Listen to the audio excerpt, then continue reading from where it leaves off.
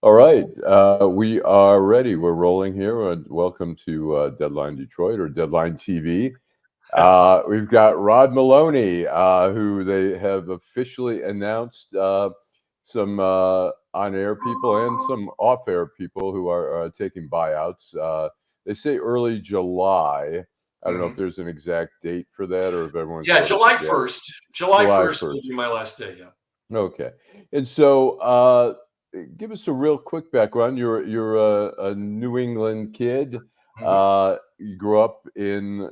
Tell us a little bit about, and then we'll get to your Sure. WDIV career. Sure. Yeah. No, I grew up in a little town called Attleboro, Massachusetts, right on the Rhode Island, Massachusetts border. It was on the Okay. train spur Uh to huh. Boston, and I went to Emerson College. And I discovered I had gotten a job in a little town called Taunton, Massachusetts, a DJ job the summer after I graduated from high school, Okay. and was DJing and reading some news, rip and read, wire copy, Uh huh. and so I was taking the train from Attleboro to Boston.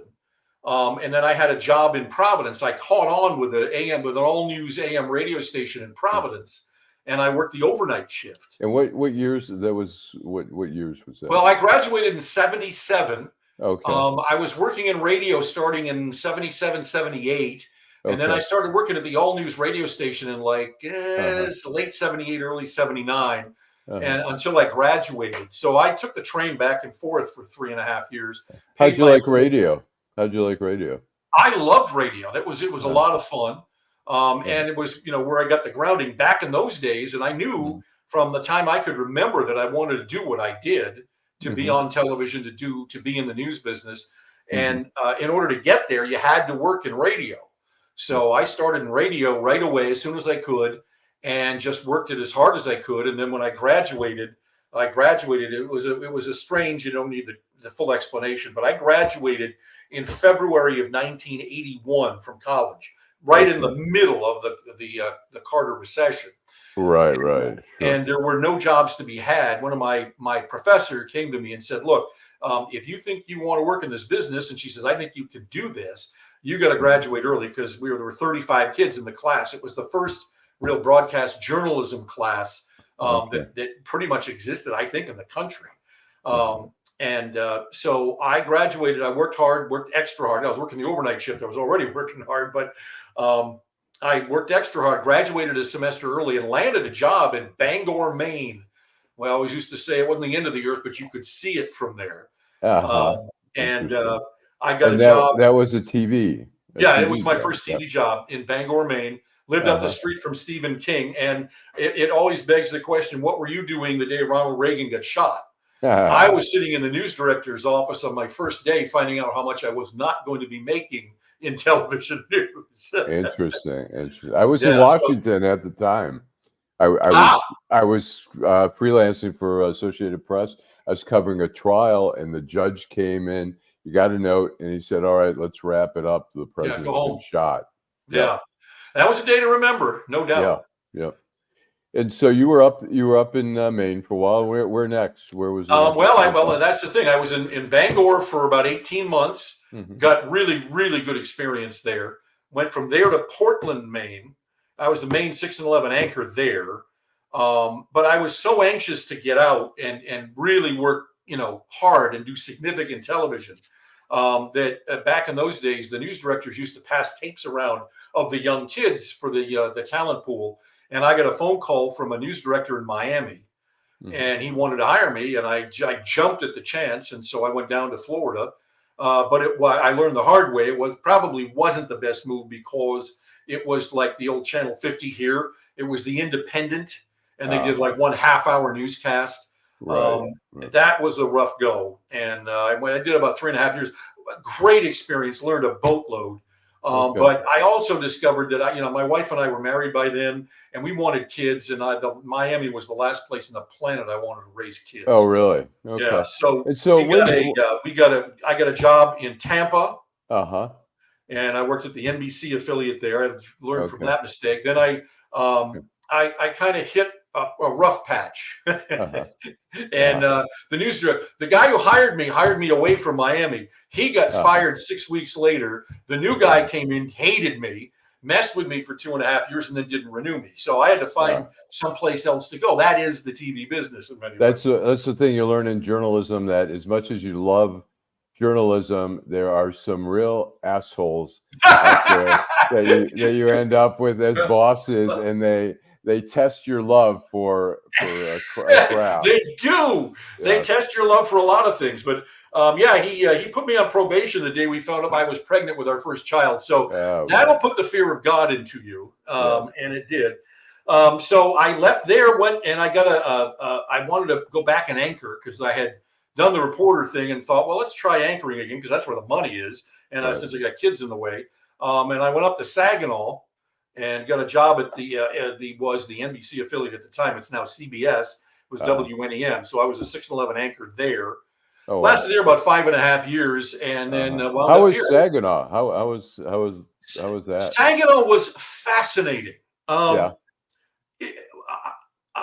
You won't find many better news towns. Really? I mean, the stuff that we covered in that town was unbelievable. Some of the most memorable stories I've ever covered were in Saginaw. What made it such a good news town? What were the stories that really captivated? It was. I often attributed it to the fact that it's on the I-75 corridor and it's the auto town. They called it Detroit Light, and it really is. It's Detroit, but just in much smaller, compact space, and it faces the same problems that Detroit did back then. And so the stories were just crazy, and so it was fascinating, a fascinating place. I won't deny that by the time 5.5 years came along, I was ready to leave, and I was. And then that's when they hired me at DIV. I got to be the business editor. And what year was that? The business anchor. 1995. 1995. Okay. So you came here, and what did you think of Detroit? What was your first impression? Well, at the time, I didn't even know Detroit that well. I'd only been in the city a couple of times, but more than anything, I just wanted to be up for the challenge. You know, major market at that time. Detroit was top 10 in 1995 in terms of ADI in the TV business. And it was the kind of market that you had to have 15 years to get into. So it was a tough place to get into. And I knew if I was going to survive, I had to be tough and be good. And so, I was anxious. I had covered the auto industry when I was in Flint for a bit, not as intensively as I ended up covering it here. But I really liked it. And I often have felt, and I've said this, for all of Detroit's problems and issues that it's had over the years, it was still, I think, a best kept secret. I mean, I live in the suburbs. I never would deny that. I live in the suburbs. Love the suburbs. It's a great place to raise kids. I raised 3 kids here, sent them to college, got them into world-class colleges. And so I always thought that, one, it's the best news town in America, I believe. I call it the Detroit twist. You take a headline in Detroit, there is always something in there that makes you go, what? Or you're kidding, right? I mean, the text messages. I mean, Kwame and his girlfriend went at it like they invented sex, and they did it on the phone. Who does that? Well, they did it here. You know, Detroit goes into bankruptcy, GM in bankruptcy, Chrysler in bankruptcy, Ford on the verge. I mean, you can't make up this stuff. And there's always a big headline in this town. And I joked many years ago, I did an interview, Matt Friedman, who's with Tanner Friedman now. He quoted me once, and I said, if a plane goes down in Latvia, there's somebody from Michigan on it. There's always that flavor to it. That's funny. And when the Oklahoma bombing happened in 95, we were, it would happen on a Wednesday, and somebody said there's got to be a Michigan connection. And absolutely, and there was. We were on and we Friday. We were out in the farm fields with the McNichols family. We were out in the farm fields with the McNichols family for what, a year, following them around. Yeah, absolutely. Right. And then we had the strike, which you guys got to cover. Yeah. But so Detroit, I agree with you. I think Detroit, I've worked in different markets, but Detroit has always been a great market. When Oh, you came in '95, had the Grahams already bought, or oh was that yes. again that was No, already the Grahams had bought DIV in 80. I think they got it in 80, 79, 80, I think somewhere in there. they switched with Yeah, they Gannett. switched with WTOP. Okay. And and how I mean the Graham or I mean I was a big fan of Don Graham. I was, Mhm. how was it working for the Fantastic. Grahams? And I want to be, I should have probably started with this. We're doing chronological, but I want to make this abundantly clear to anybody who thinks this was anything other than my own decision. Hmm. Um, I have loved working for Post Newsweek, for Graham Holdings. My boss is an exceptional human being, and I don't say that because I'm pandering here. She is. Bob Ellis, I worked with him. He was news director 15 years ago in Detroit. I loved working for him. Um, the station has taken very good care of me. Like I said, in the TV news business, it can be pretty bleak and it can be tough. And I wondered when I lived in Saginaw whether my kids are ever going to see the inside of a college classroom. DIV allowed me to do that. They stuck with me. I'll be immodest and say I earned every nickel I ever made, but it came because DIV treated me well and I treated them well, and that's how the relationship is And supposed to go. And and it you did, were and I'm blessed. and you were part of a generation of newspeople who came in who were paid well. Mhm. It seems like now they're bringing in younger generation and they're paying less. I think just in the whole TV industry, if Well, I'm I think, correct. well, yeah, I mean, look, the business model is changing, and there's nobody who is denying that. Um, the Honestly and truly, the finances weren't for me the decision. The money wasn't the issue for me. I mean, I made a good living. I would like to have made a better living. I won't deny that, but I made a good living. Um, and that was because, back hell, when I got here in 95, Detroit paid top 10 wages, and it kept going for a very long period of time. But people, I mean, if you go into, say, a high school classroom and ask the kids in the room, if you can get them to put the phone down long enough, how many of them watch TV news or even have TV news on in the house when they get home or, in the afternoon, 5, 6 o'clock? You may get one, you may get two. And it's all predicated on eyeballs, right? It's the number of people watching to get the ad dollars to be able to make the whole thing go. That's changed dramatically. The young kids don't watch. Demographically, it's changed dramatically. They're getting their news on the phone or in How do you places feel that about that? How do you feel about that? I think we're poorer for it, but I can't change it. It's the way it is. It is the way it is. I wish that our younger generation did better than TikTok or Instagram for news. I don't think they're well served by that, but it is what it is. I don't know that I could change it. My own kids do that. I mean, my own kids, Right, right. they And wouldn't watch me. They haven't watched me on TV. My one of my daughters lives in town. She hasn't watched me on TV news since she was in school. is that right? And what did your kids think about their dad being on TV? Well, obviously, you had some local celebrityness when you would, I know, hanging out sometimes with some TV reporters, getting a beer or something. Uh, People come up to them at the bar and start talking to them like they've known you forever and they want to Well, hear your opinion. How it's how an was intimate. that?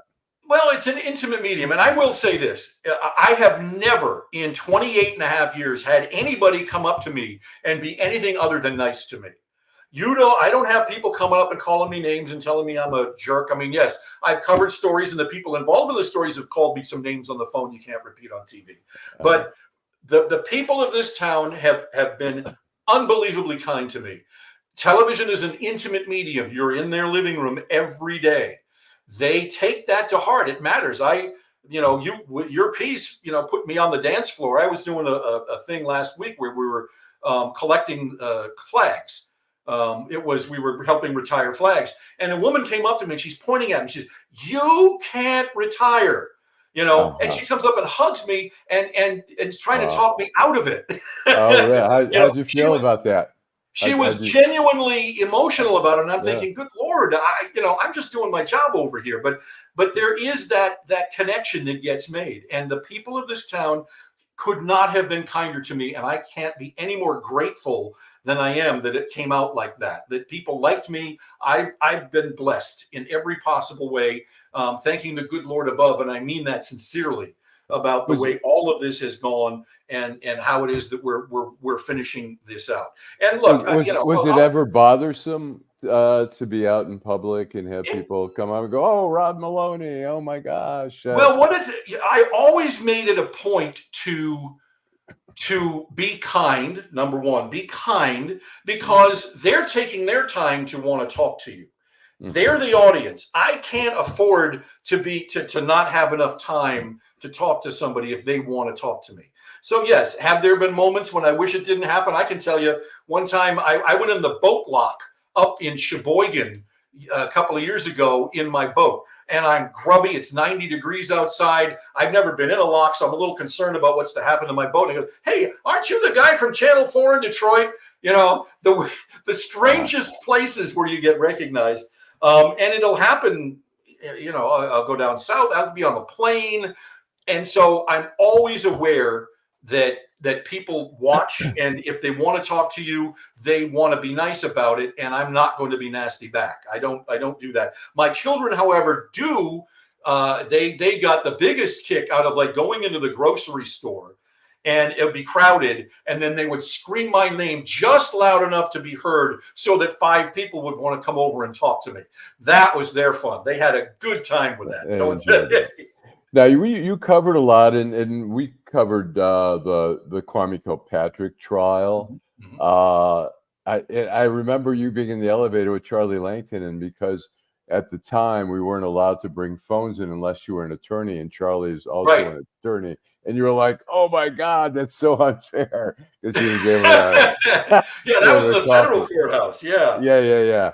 And what were some of the more favorite trials or stories that you covered that really sort of stuck in your mind? Well, it's funny, Alan. People ask me that, and it's honestly difficult to remember them all. I mean, there are so many memorable ones, but I did 2 and 3 stories a day, every day, 5 days a week, 250 days a year for 28 years. How many stories? Was that exhausting? It became. Sounds like it. At times, when I would be asleep in the middle of the night against Ruth Spencer's door in the newsroom, because I'm up all night trying to cover an auto strike, the national contract talks, you name it, the GM bankruptcy, the Chrysler bankruptcy, all of that stuff. Those are memorable stories. One of the more interesting memories that I have is, so I was sitting in Les Stanford Chevrolet's parking lot, and I got the press release in my hand, and it was General Motors announcing that they were not going to be able to go forward as a going concern. That was the language in the press release.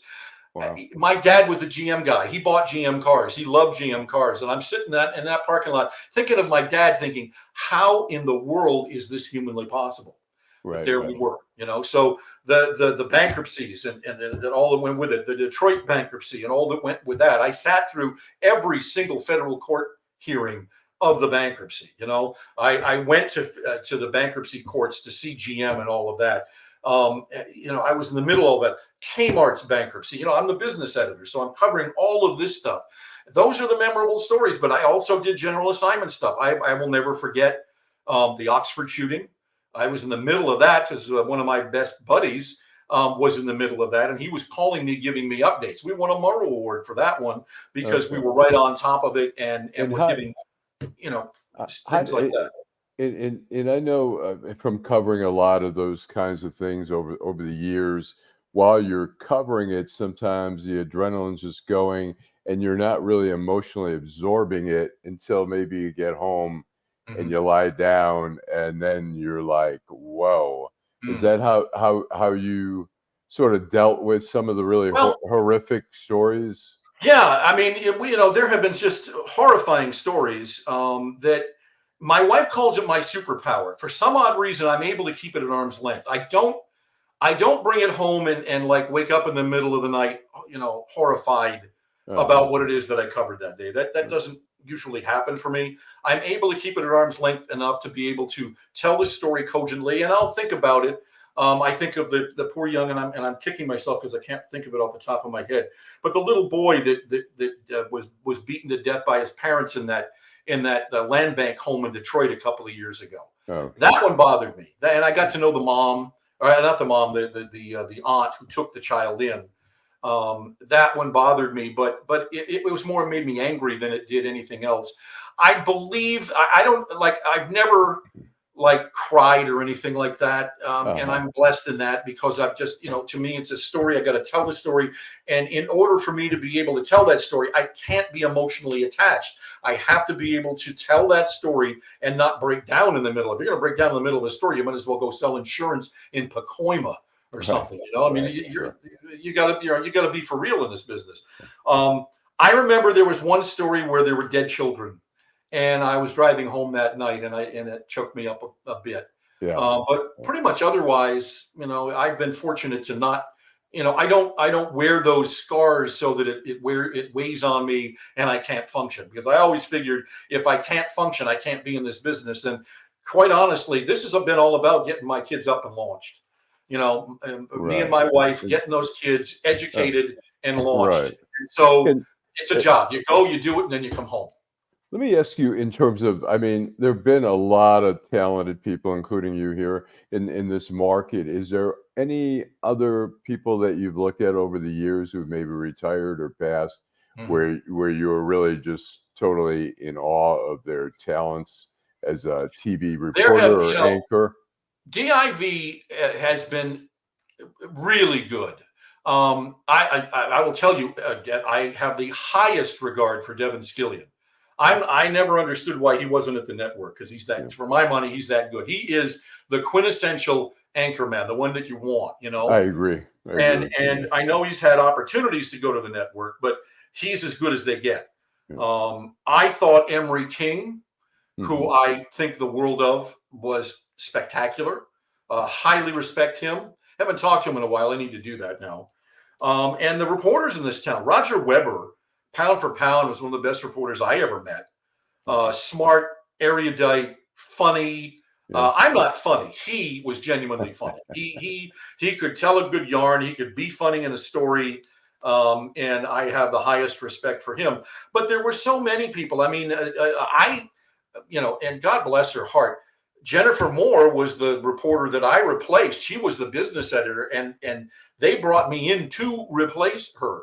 And Paul Eisenstein, when my first auto show, was standing behind me when I said, well, yeah, I'm here, and I'm taking Jennifer Moore's place. And he yelled from the back, no one will ever take Jennifer Moore's place. And he was right. I had to go and earn it on my own. But Jennifer Moore was a very good reporter, exceptional business editor, and in a business that's cutthroat. And I was hired specifically to replace her because the boss didn't like what she was doing. She could not have been nicer to me. She was a world-class human being, on top of the fact that she was really good at what she did. It's just that, time marches on and you don't always stick, I mean, I'm an anachronism now. I'm an old guy. The young kids are going to come in and do their thing. I was young when she was getting to the end of it, and she couldn't have been more gracious. And I don't know if I ever really thanked her in person before she passed, but she was world class. She really was. And so I've been blessed at DIV to work with just really highly talented people. And again, like I said, I am blessed to have been here and to have been able to last as long as I have. And now these buyouts that have come in, and like I said, when I was at the Washington Post, we were offered they were very attractive buyout offers, and the same company, the Graham Holdings, they had their pension was overfunded, so they were able to pay out people for whatever, people had different deals depending on how much time they had, but how tough was it to make a decision? And also, as you say, people get attached to you guys are in people's living room. You guys are losing 4 pretty big brand names here. Sure. I mean, for me, it was not hard at all. I think I did say I'm 65. If I didn't, I meant to. Yeah. And I'm getting to that place where 43 years, it's 43 years plus. How much more have I got to do? My contract Right. was up the end of the year, and we didn't talk about it much with my boss. I think she would have offered me another contract if I wanted one. I didn't really think I wanted one. My wife and I pretty much decided that we were going to be finished in December anyway. So this was, when the offer came, it was like, well, how could I say no? It's silly to even contemplate that I would say no. And I am blessed and I am happy. And if it had gone and I had to go at the end of the year, I'd have been just as happy. So I'm And blessed. you're at DIV almost 30 years, Mhm. right? It's Yeah. so what in terms of everyone leaving now, what's the environment like? Like people will say like, "Oh my God, we're losing so much talent. It takes a while for people to warm up." I had a friend who used to watch Fox 2 when it was just developing and Yule was still not, was fairly new in town, and he used to call it Chicagoland TV because when he turned it on, he felt like he was Yeah. watching Yeah. in a Exactly. in another city. It Right. takes a while for that. What happens to Well, WDIV now? one of the things I want to say, and I'm not going to give numbers or anything, I will tell you that a sizable number of people took this offer. Uh-huh. People whom you probably wouldn't know, but it is a large group, a large contingent of very talented, highly respected people are taking this buyout, and so the Including station. camera. I'm assuming including producers and camera Oh, people and precisely. Editors, yeah. producers, directors, all of that and more. One of the great things about DIV was that if they liked you, they stuck by you in hell or high water. And we had a lot of people like that, and they Mhm. liked the fact that, if anything happened at any time, we were ready to go. And there you are. And I think that, some of that is going to leave the building. And it's the way it is. And I don't think anybody will deny that. What's Um, the future of TV journalism, and then what's the future for Rod Malone? well, the future for TV journalism, I'm not even sure. I know that it's all going to be more internet based than TV based. I mean, they're not going to take AM radios out of cars. And I think that the broadcast TV towers will remain up. But the emphasis is likely to be more internet based and streaming based. Hmm. The only problem is that the TV companies are having a hard time making money in the streaming universe. So I don't know what that's going to look like. I do know that the environment is changing, in that you're likely to look at your internet or your streaming service first, and then maybe go to the TV, because there are things TV does really well that the other mediums don't, and Hmm. then vice versa. So it will still certainly have a use, and it'll be around. But I don't think it'll be in the form that it was, because it was there was a lot of showbiz in what we do and what we did. And I think there's going to be probably less of that, because I don't think the audience is going to demand that. And, and before you get to your future, let me just ask you, in terms of just being in the business for so long. To me, putting out a newspaper every day was just, they called it the Daily Miracle, and to produce a show, a half hour of entertainment, really in the news, was really incredible every night. No, it It- is a feat. We call it feeding the beast. yeah.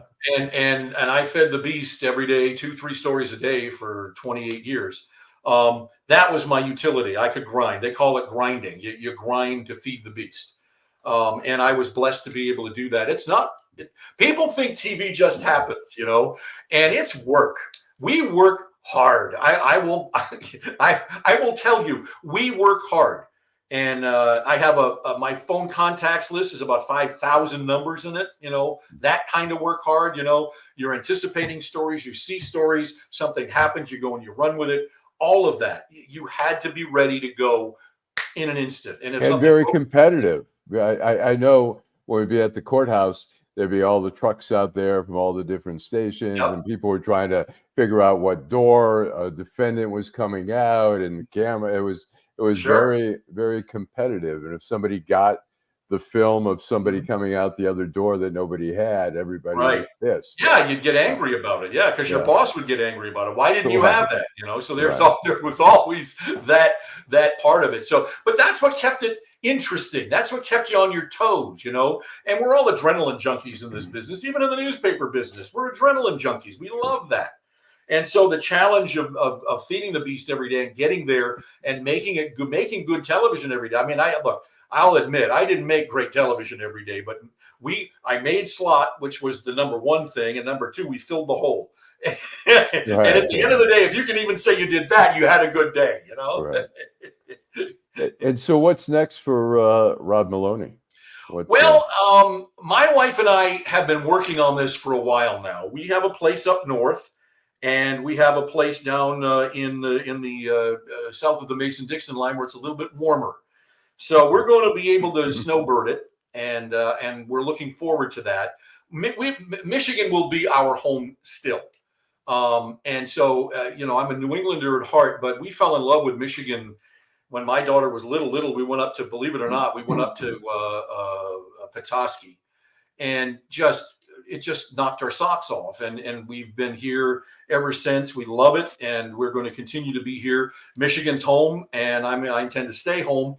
I'll be around. We'll come and we'll do things. I am going to look forward to enjoying, like, going to something and not working.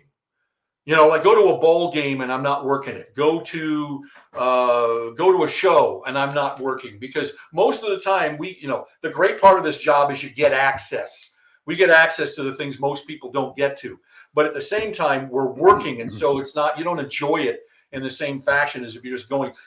We want to go to. I haven't been to a Lions game, a regular Lions game, in a long time. I've been to a Tigers game in 2 or 3 years.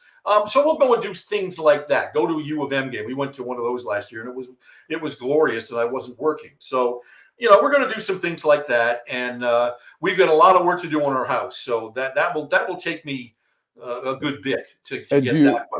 and how about is it going to be cold turkey from journalism, or you see sometimes people get involved in doing documentaries or get involved in some projects, whatever, like Project Innocent or something. Do you feel like it's time to just chill out and Well, whatever? I don't know that I'm capable of just chilling out. That's my wife has Right. predicted that I'm not. She's predicted me failing retirement on day 2. So to be truthful, I don't know. There are things we want to do. One of the things we didn't talk about that I worked was harder than TV news was becoming a certified financial planner. Sure. That particular designation is exceptionally difficult to get. Why did you do that? What was because I've been in the late 90s. I was interviewing people about personal finance and knew nothing about it, and felt the need to become educated in it so that I could talk about it intelligently. So one of the CFP said, "Hey, go up to Oakland University, go to the CFP school." So I did, and I made it, which surprised me because I didn't think I would. You don't go into journalism because you're good at math. Exactly right. Right. But I got through the school, and so I said, okay, well, if you go to the school, you qualify to take the test. Let's take the test. Well, the test almost killed me, and it took me a while, but I finally passed it. And so now I have and then I had to get the hours, figure out how to get hours in order to be able to get the actual designation. It's much like a law degree or being a doctor, in that you have to practice. You have to first show that you have the smarts, then you got to show that you can practice. So I was able to do that. It took me 13 years, believe it or not. Wow. And did it help with your reporting? I did it while I was reporting. Yeah, Did it I don't help? take Did it assets help? under management or anything. I just talk to people about it. Did it help? Did you Oh, heck feel yes. like you had a better grasp? No, it was hugely helpful, and it helped me understand the universe as I was seeing it. And of course, I'm covering bankruptcies and economics. Basic economics is the heart of personal financial planning. And so, yeah, it was hugely helpful. And it also allowed for me to do what we called the Money Minute, where I would go out and talk about differing money issues and do it authoritatively. There was another reporter in this town who was doing personal finance stuff on the radio. And I thought, if I'm going to compete with him, I need to have a credential so that people will believe that I actually know what I'm talking about. And that was a differentiating factor. So those are part of the reasons why I did it. And so I would like to be able to put that to use. I'm not going to be a broker.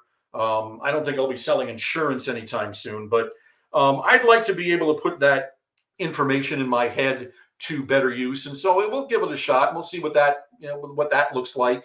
One of the things that I've tried to do is to be the reporter that doesn't have a lot of tangling, engagements. I'm not involved in a lot of things because I don't want to be in the position of having to recuse myself from a story because I'm involved somehow. So there are things I'd like to get involved with. I want to get much more involved in my church and things like that. So, those are the things we're tossing around. We haven't made any final decisions, and we're open to what, comes our way.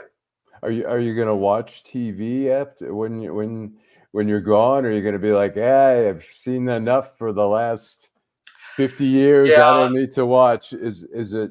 Well, I mean, I don't watch a lot of TV anymore because, frankly, I don't have that much time. I mean, if I watch TV, I'll be with my wife and we'll watch a show together, and we tend not to watch the news. I know what good television news is. I know what bad television news is, and for the most part, because it's more expedient, I have the time. I can read. I can get caught up in my headlines reading on the internet in about 20 minutes. Whereas if I'm going to sit and watch the Today Show, I can be there for 3 hours and not get caught up. So that's the way I've been. So I'll probably watch every now and then, but sitting down and watching television news is not big on my agenda going forward. Right. Well, I just want to I want to thank you first of all for your contribution to journalism in this community. I mean, Thank you were one of the real professionals, and it's greatly appreciated because we need that kind of journalism. Hopefully, if you guys have a party, I'll be invited, going away party. But anyways, I want to thank you again, and it was always fun running into you, even at the Fensters, But anyways, it's been great. Congratulations, and I wish you the best of luck. So, Allan, thank you, man. I greatly appreciate it, and I appreciate your patience with me in this process because you had this story early on, and it probably wasn't fair, but I couldn't get out ahead of what we were doing. So yeah, I'm totally glad get you it. asked me to do this. I'm glad to do Totally this, get it. and it was No, fun. it's great. And one last thing, Detroit, thank you. Detroit, thank you. Post Newsweek, Graham Holdings, thank you to all my bosses. They have taken very good care of me. I am blessed in every possible way. Okay. Well, good luck, and I'm sure we'll see you around.